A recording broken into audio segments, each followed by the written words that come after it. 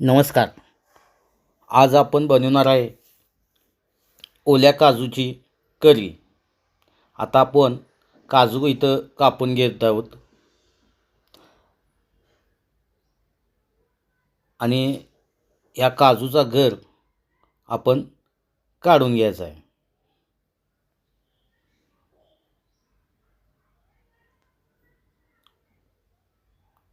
हे काजू पाण्यामध्ये टाकून ते गर सगळे पाण्यामध्ये टाकायचे आणि धुवून घ्यायचे आहेत.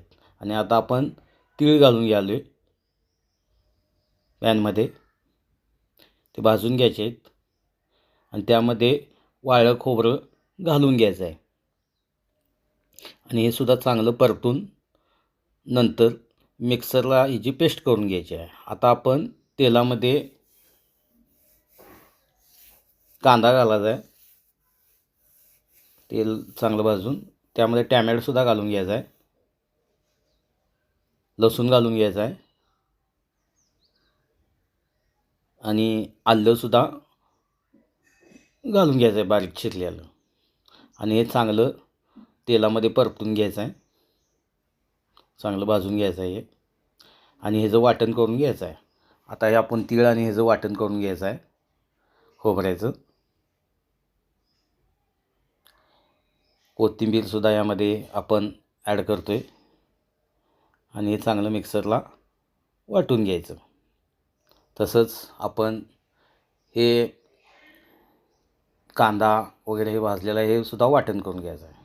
आणि आता पॅनमध्ये तेल घालायचं आहे आणि त्यामध्ये वाटण केलेलं कांदा वगैरे टॅमॅटो आलं लसूण पेस्ट हे आपण भाजून घ्यायचे आहे चांगले. आता यामध्ये तीळ आणि वाळलं खोबरं जे वाटण केलं होतं ते सुद्धा घालून हे चांगलं शिजवून घ्यायचं आहे आणि चांगलं हलवून घ्यायचं, चांगलं परतून घ्यायचं.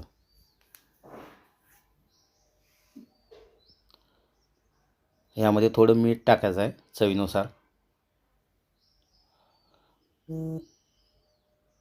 हळद टाकायची आहे थोडी.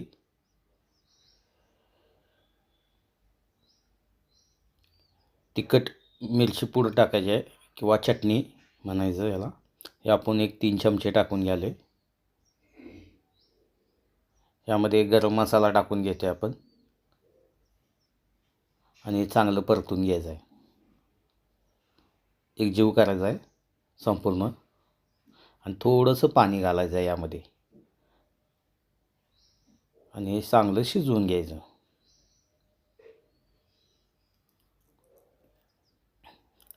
जे आपण ओले काजू चिरले होते ते यामध्ये घालून घ्यायचं आहे.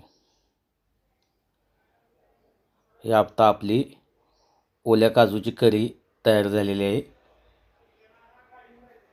छान अशी ओल्या काजूची करी.